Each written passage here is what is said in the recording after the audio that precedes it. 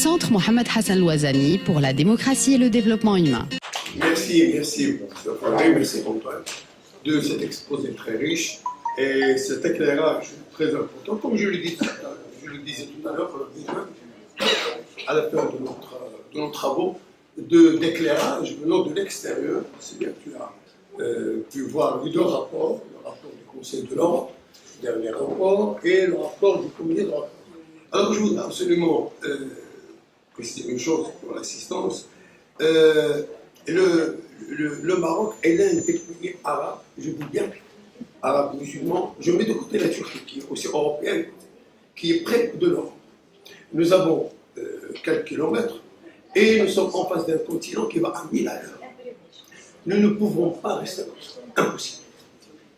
On ne peut pas rester comme ça. On ne peut pas reculer.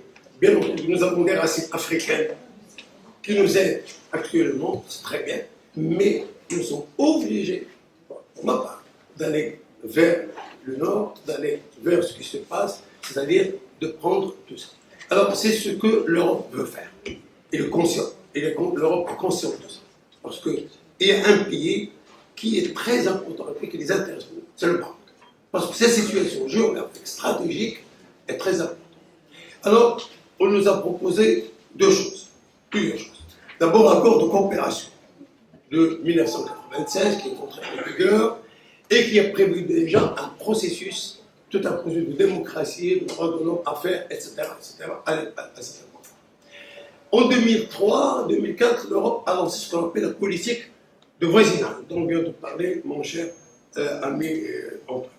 Donc, la politique de voisinage prévoit un certain nombre surtout de droits de l'homme à faire, des progrès, etc. Nous avons fait ça. Et puis, c'est à la suite de ça que nous avons, je ne vais pas été au conseil, mais on nous a proposé et nous avons négocié ce statut avancé de 2008. Ce statut avancé qui nous donne beaucoup de facilités. D'abord, des subventions au niveau européen concernant la promotion de la femme, concernant l'enfant, actuellement, parce que chaque année il y a un projet, etc. Et concernant aussi les structures, le fonctionnement, etc. Le statut de l'Europe, le statut avancé, comme on dit, que nous avons, la Tunisie frappe à la porte, l'Algérie ne veut pas parce qu'il dit que nous avons le pétrole, le gaz qui vient, etc. C'est pas la peine actuellement, mais nous voulons absolument renforcer ce statut avancé. Alors il faut absolument faire un autre pas pour aller vers un autre statut avancé. Vous savez que l'Israël a un statut avancé qui permet aux Israéliens de rentrer en France et en Europe sans visa. Donc, pourquoi? Parce qu'il a fait des projets. Alors, on se demande, et nous sommes amenés à dire, pourquoi le Maroc ne peut pas avoir ça. Alors, le Conseil de l'Europe lorsqu'il fait des rapports, il fait toujours des recommandations. Il y a une question qui nous bloque un peu. Cette question, c'est l'affaire du Sahara, c'est-à-dire notre nom. D'autant plus, comme vous le savez, la Cour de justice de Luxembourg a rendu un arrêt dernièrement, qui a été d'ailleurs annulé au niveau de l'appel, qui a été infirmé au niveau de l'appel concernant l'autonomie, etc. Donc, c'est une affaire qui est gagnée pour l'instant par l'Europe. La Commission européenne a pris position à ce sujet-là, etc. C'est une longue histoire, je ne peux pas dire plus que ça. Mais actuellement, nous sommes sur la bonne voie, malgré les turbulences, je dis bien les turbulences qui ont touché dernièrement l'image du Maroc à la suite de certains actes, je dis bien de nature terroriste, provoqués par des personnes d'origine étrangère. Il faut parler comme ça. D'origine marocaine, mais qui sont à l'étranger. Pas des Marocains. Parce que pas des Marocains qui sont allés en Espagne ou en France. Vous voyez? Alors, pourquoi je dis ça?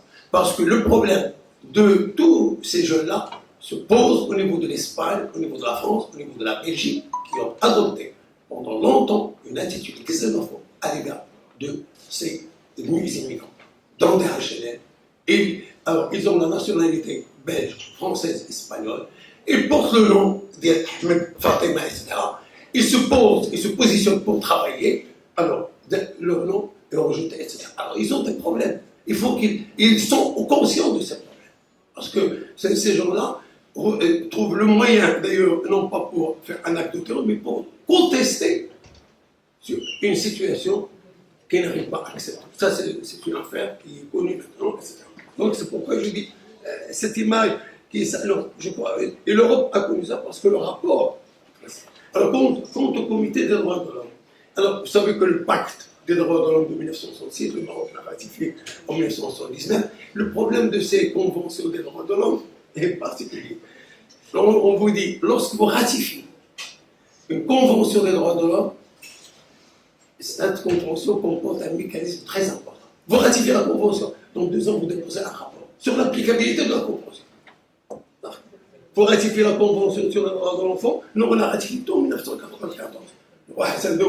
On tape sur le on va ratifier. Mais on a oublié qu'il faut absolument déposer des rapports. Alors, de 2 choses, ou bien vous déposez une déclaration d'intention, et vous êtes attaqué par les ONG, etc., ou bien vous ne dites rien, et là, c'est le comité qui est action. Donc, on est obligé. Et qu'est-ce qu'on veut dire? De faire un rapport, une déclaration, parce que moi je viens de Genève, on a défendu tout ça. Alors, faire une déclaration ne veut pas dire la petite bonne, alors j'ai fait ça, j'ai interdit, les femmes au Maroc ne font pas travailler, etc. Comme avant on présente. Non. Quels sont les textes de loi, de décret, de règlement que vous avez adoptés pour appliquer la convention que vous avez ratifiée? Et quelles sont les mesures que vous avez adoptées sur le plan interne? C'est là le problème. Vous avez interdit le travail des enfants. Alors, il y a toujours des enfants qui travaillent, etc.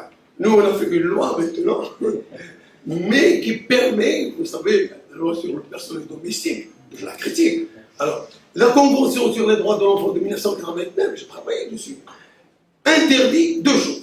Le travail de l'enfant et l'interdiction de l'enrôlement de l'enfant dans les forces armées.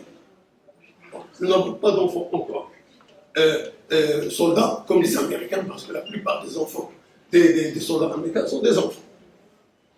Et les États-Unis sont le seul pays qui n'a pas encore ratifié la Convention de 1939 sur le droit de l'enfant.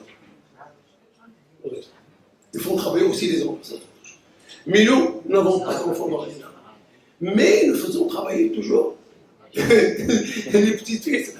Alors on a dit, bon, on a permis le travail des enfants à partir de 15 ans, de 16 ans, mais à condition, on interdit de les faire travailler le soir, on a interdit un certain nombre de choses.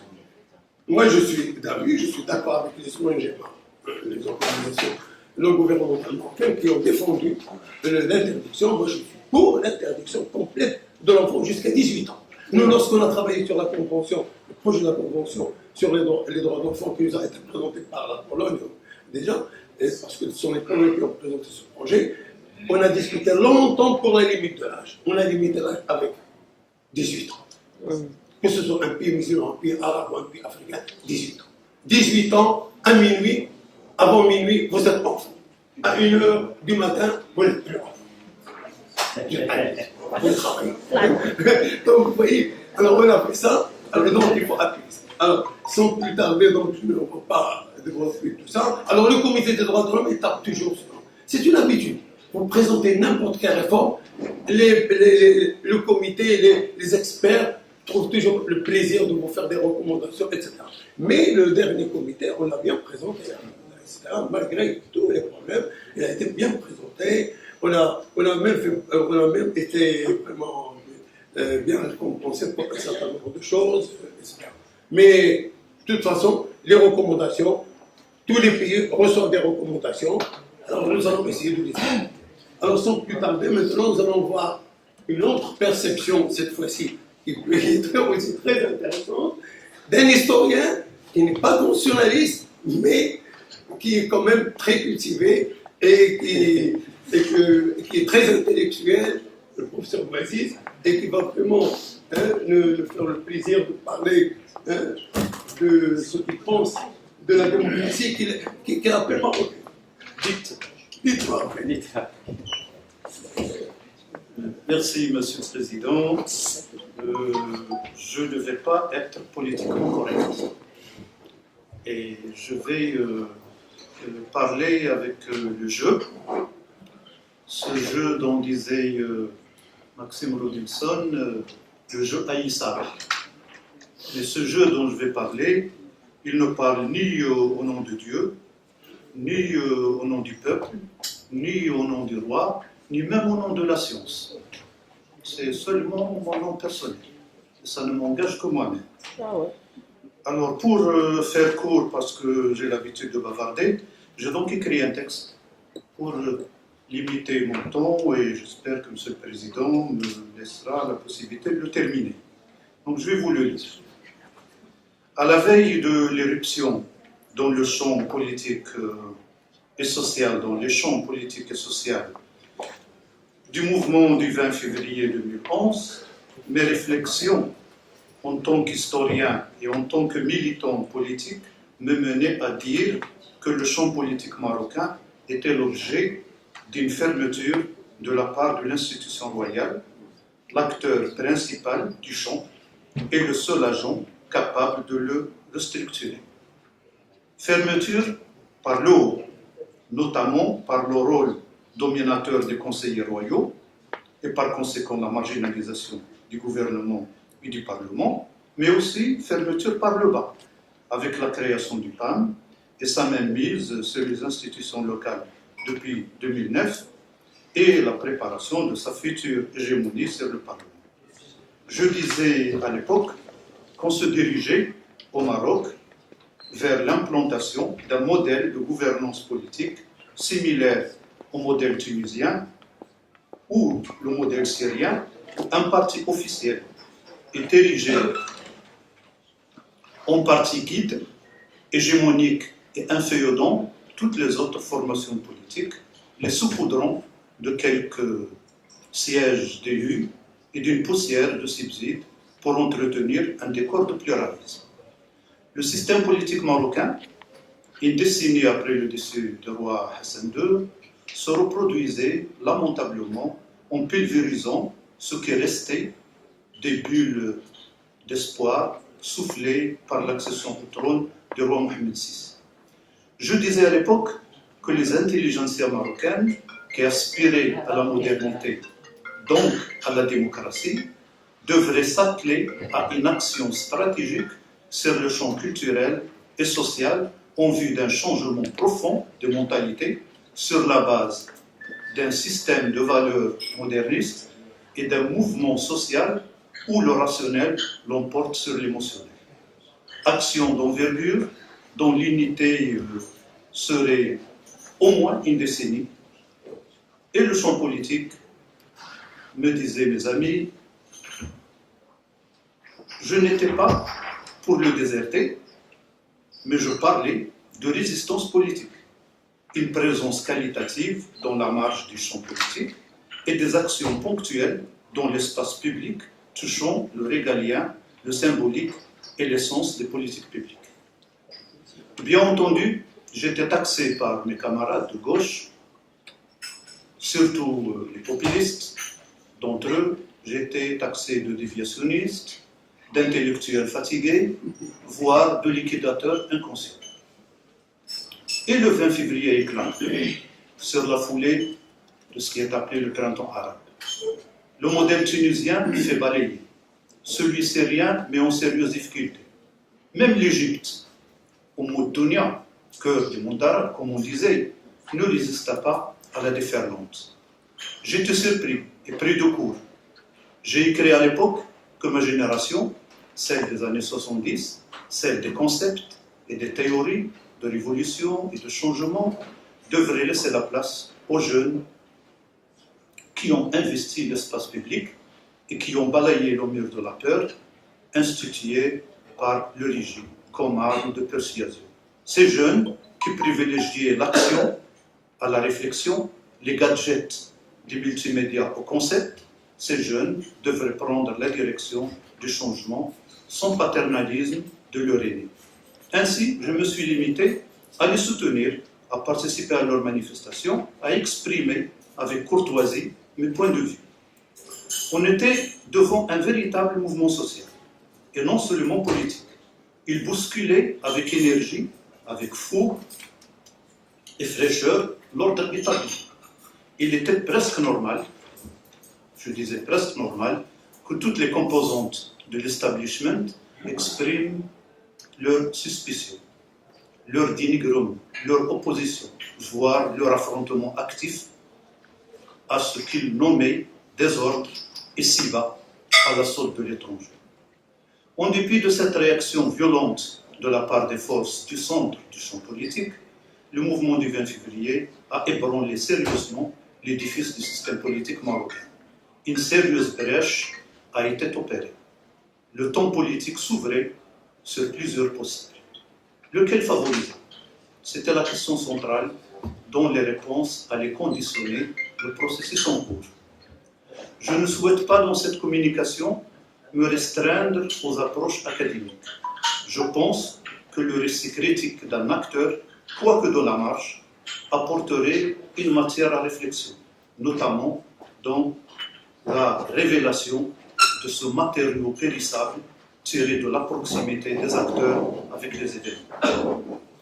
Je précise que durant les années 2011 à 2016, j'ai publié chaque mois une chronique dans la revue Zaman où des éléments de ma pensée et surtout mes points de vue culturels et politiques étaient exposés. La monarchie, l'acteur principal du champ politique, réagit assez rapidement au choc provoqué par les jeunes. Le discours royal du 9 mars 2011 visait à colmater la brèche creusée dans l'édifice makhzanien. En dépit de l'intention, il ouvrait des possibles dans l'horizon des monarchies parlementaires.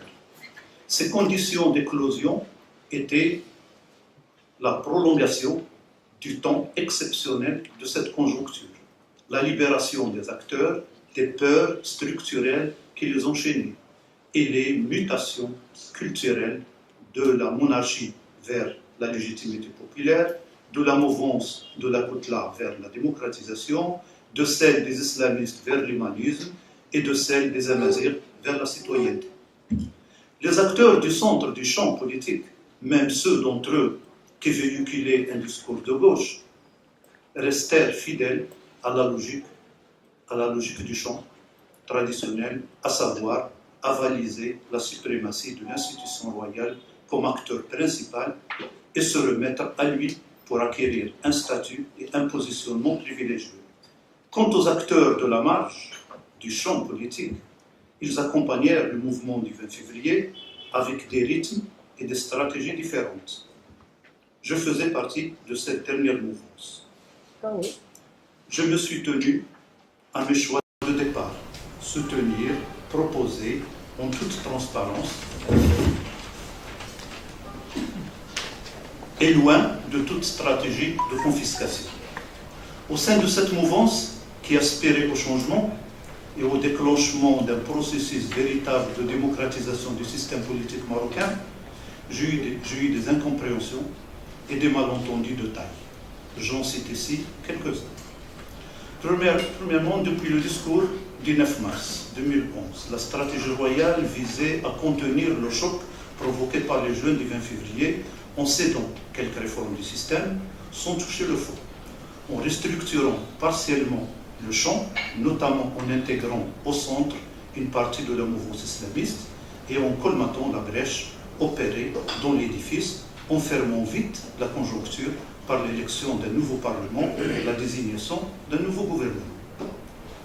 Il me paraissait alors évident d'œuvrer pour que la brèche s'élargisse et que la conjoncture s'inscrive dans la moyenne durée pour favoriser un large débat politique et sociétal. Pour ce faire, il fallait s'inscrire dans le temps politique et raffermir les liens avec les couches sociales qui avaient intérêt à un changement vers une société moderniste et vers un État démocratique. Les tendances majoritaires au sein du mouvement du 20 février préféraient au temps politique le temps idéologique. Et à la réalité des classes moyennes enthousiasmées par une perspective de changement, elles choisirent d'aller à la recherche des couches populaires, révolutionnaires par essence pour eux, pour provoquer une déferlante qui balayerait tout l'édifice et rendrait caduque l'agenda des Makhzen et de ses serviteurs. Ainsi, les manifestations désertaient les centres de ville et allaient vers les quartiers populaires où les couches supposées révolutionnaires bastonnaient allègrement ce qui restait du mouvement du 20 février, c'est-à-dire les sympathisants des gauchistes et des islamistes réunis dans un radicalisme populiste. Le mouvement du 20 février, en refusant une action dans le temps politique, entre autres en participant au débat sur la nouvelle constitution, se condamnait lui-même à l'extinction et facilitait la tâche à l'État de fermer la parenthèse ouverte. Une autre partie de la mouvance engagée dans le changement essaya par le truchement de différents groupes d'action d'influer le temps politique, notamment en participant au débat initié par la commission Manouni, chargée par le roi de rédiger le projet de la nouvelle constitution. Cette partie de la mouvance interférait positivement avec les classes moyennes citadines. J'en faisais partie. J'étais un des animateurs du Forum citoyen pour le changement démocratique, le FCCD, un groupe d'environ 500 personnes, jeunes, universitaires, artistes, chefs d'entreprise, avocats, médecins, juristes, associations de femmes et intellectuels. Le FCCD, tout en soutenant le 20 février, dialoguait avec la commission Manouni et ignorait la commission El-Mu'tasim. On avait deux commissions. Le FCCD, contrairement au mouvement du 20 février, qui a substitué à sa première revendication pour une monarchie parlementaire, a substitué le slogan vague pour une constitution démocratique et populaire. Donc le FCCD maintenait l'objectif d'une monarchie parlementaire. Il avait rédigé un certain nombre de propositions et de dispositions constitutionnelles qui s'apparentaient même à un projet de constitution. Je vous en citerai les plus importantes. 3 en réalité. La première proposition, la démocratie au sens universel du concept se construit sur la base de la souveraineté du peuple. C'est du peuple souverain qu'émanent les pouvoirs devant Dieu et devant l'histoire, alors que le concept de nation est foncièrement moderniste. Il a été inventé justement pour remplacer l'allégeance à une personne humaine, d'où le vocable de sujet de roi, à l'identification à un être collectif, abstrait, où tout le monde s'identifie à lui. C'est cet être abstrait qui a la propriété du pouvoir, alors que l'exercice du pouvoir est assuré pour des périodes déterminées par des personnes désignées et avalisées par le peuple souverain. La légitimité au sein d'un système démocratique vient du système lui-même. C'est la légitimité démocratique et populaire. Dans un système conservateur et non démocratique, la légitimité est extérieure au système, elle est divine, historique ou militaire. Le Forum citoyen pour le changement démocratique reconnaissait la légitimité royale, mais il considérait qu'une réforme moderniste du système politique marocain nécessiterait l'inversion de la hiérarchie des légitimités. Il proposait la suprématie de la légitimité démocratique sur la légitimité royale. Le peuple souverain reste seul la source des lois. La Constitution sera le texte et la loi fondamentale. Les dahir devraient disparaître. Ils seraient remplacés par des décrets royaux adossés à des lois cadres émanant des institutions élues. Au sein même du FCCD, cette proposition de la suprématie de la légitimité démocratique n'a été adoptée qu'avec difficulté. Certains intelligenciers de gauche étaient résolument contre. Ils disaient que la commanderie des croyants était notre balcon sur la modernité. Un des rédacteurs de la nouvelle constitution, intervenant au colloque du Centre Louazani à Fès en octobre 2010, disait déjà que l'ancienne constitution, celle de 1996, est à l'instar des constitutions modernes. Bien entendu, cette proposition du FCCD n'a pas été retenue par la commission Manouni. L'article dans le texte de 1976 stipulant que le Maroc est un État islamique était l'objet d'une discussion houleuse au sein des FCCD. Les figures de proue du féminisme marocain refusaient énergiquement toute référence dans le texte constitutionnel à l'islam. C'est par ce biais, disait-elle, que la mise en minorité et la mise en tutelle des femmes sera légalisée. L'État islamique, le FCCD proposait la formule suivante: le Maroc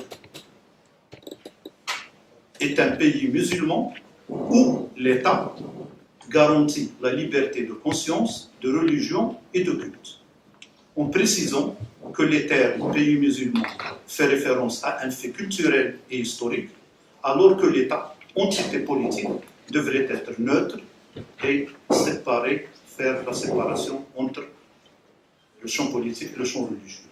Cette proposition a été acceptée par la commission Manouni, suite à un débat et un vote. Donc elle figurait dans la première mouture du projet de constitution. Mais la commission Al-Mu'tasim l'a refusée et annulée. Entre les deux décisions, une mobilisation des forces conservatrices par le ministre des Habous et des Affaires islamiques, fortement épaulé par les ulama officiels. Certains membres de la commission Manouni, avec des cadres des associations féminines et certains membres de la société civile, dont le FCCD, ont essayé de mobiliser ceux qui se déclaraient adeptes de la démocratie au Maroc. Seule une centaine s'est manifestée à Rabat lors d'une conférence de presse. Les conservateurs ont gagné la partie. L'éditorialiste d'un hebdomadaire très lu a même écrit que la main qui a écrit cette maudite phrase devrait être coupée. En pleine discussion, c'est bon. J'ai toujours ma main, j'ai écrit cette phrase.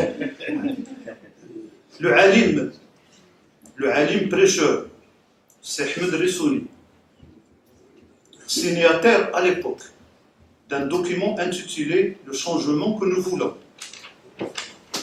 avec un ensemble de personnalités connues, dont Abdelatif Labi, Ben Saïda Tilder, Khalid Sfiani, Fouad Abdelmoumeni et d'autres, et quatre futurs ministres de PJD ont signé ce document. Ce alim, présenté souvent comme réformateur, a oublié en quelques jours les principes des changements qu'il a signés et a publié un communiqué incendiaire où il disait « Si cette proposition reste sur le projet de constitution, alors la monarchie alaouite n'a plus raison d'être. » Quant à Ilal al-Kiran, on connaît sa sortie fracassante. Si cette disposition reste dans le projet, il appellerait à voter contre la constitution.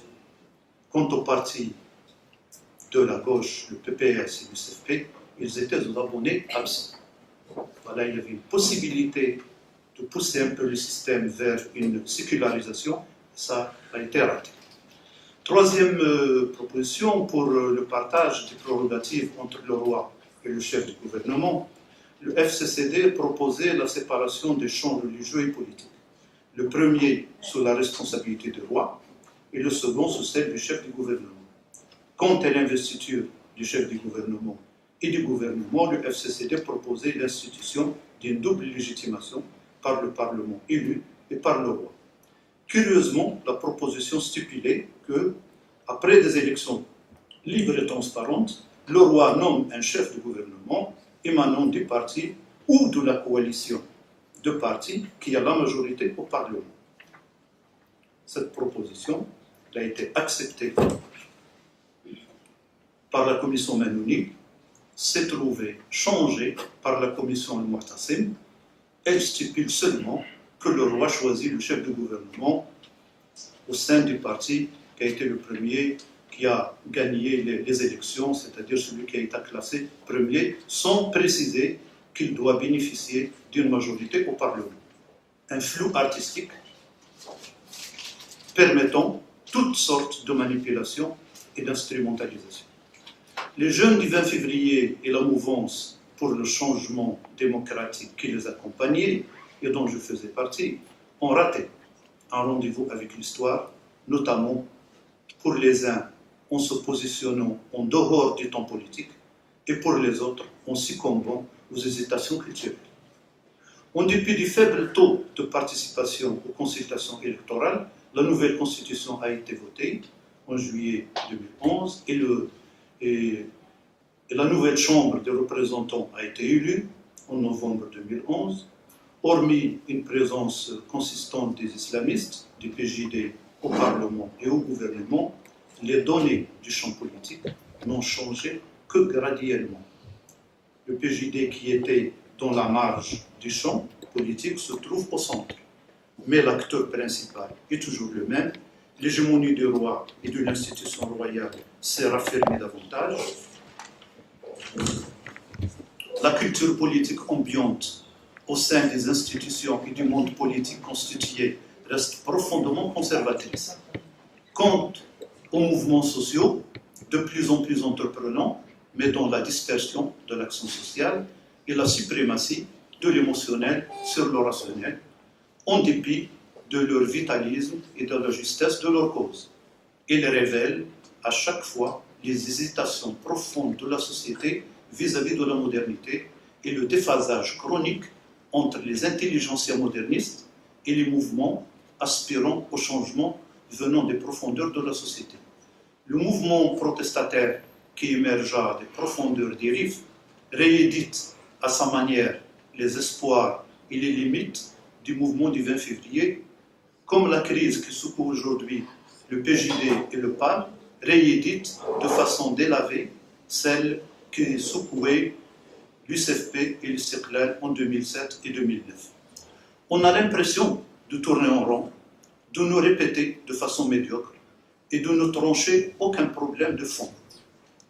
L'histoire ambiguë de ce que nous appelons Watan, ce que c'est nation, ce que c'est patrie, ne fait qu'obscurcir encore plus le nous collectif, qui est toujours un projet à construire. Ce nous collectif, qu'est-ce que ça veut dire être marocain? L'imbroglio saharien se complique de plus en plus et menace de devenir modèle à plusieurs contestations régionales. L'impossible réforme de l'enseignement qui privilégie la forme sur le contenu et qui donne la priorité à la centralité de l'identité sur la centralité de la connaissance, annonce une faillite générale. On parle beaucoup de démocratie, alors qu'on hésite à nous poser quelques questions simples du genre. Quel chemin avons-nous parcouru de la tribu au Watan, pour ne pas dire nation? Quel parcours organisationnel avons-nous accompli de la Zaouia au parti politique?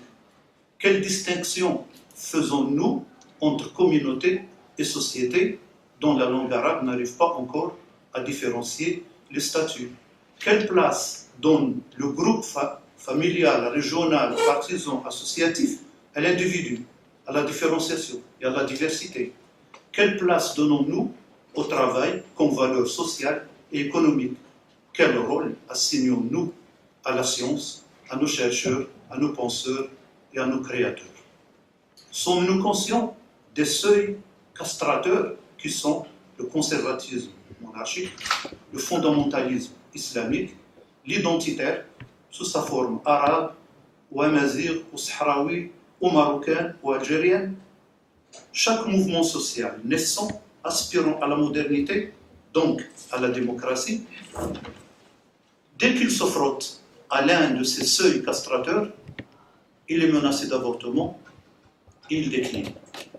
La mentalité marocaine, dont le sens des historiens, c'est-à-dire une structure intériorisée, est travaillée, cette mentalité est travaillée par une logique binaire, comme toute autre mentalité conservatrice. Elle ne laisse exprimer que le consentement amer ou la révolte radicale. Toute opposition génère un conflit, une répression, une mise au pas ou une sécession. La production du commun, qui est un de mes rêves, est devenue presque un mirage. Peut-on parler du processus démocratique au Maroc? Comme exercice de style, oui. Comme réalité, il n'y a que le sisyphisme, le mythe de Sisyphe, qui est apparent. Alors, une nouvelle vieille question s'impose. Le système politique marocain est-il réformable de l'intérieur? Est-il modernisable? À la fin des années 60 du siècle dernier, j'avais répondu avec ma génération, avec un non vigoureux. Et nous avons tenté la révolution. Depuis le début des années 80, j'avais répondu oui, c'est possible, c'est un espoir. Et j'ai milité avec enthousiasme pour les réformes constitutionnelles et politiques. Aujourd'hui, alors que je suis à la retraite, je suis désemparé. Et j'ai peur que les Marocains, les Maghrébins, n'aient d'autre alternative que le chaos qui pointe déjà son nez en Libye. Pessimiste, vous dites? Oui, pessimiste, oui, je le suis, malheureusement.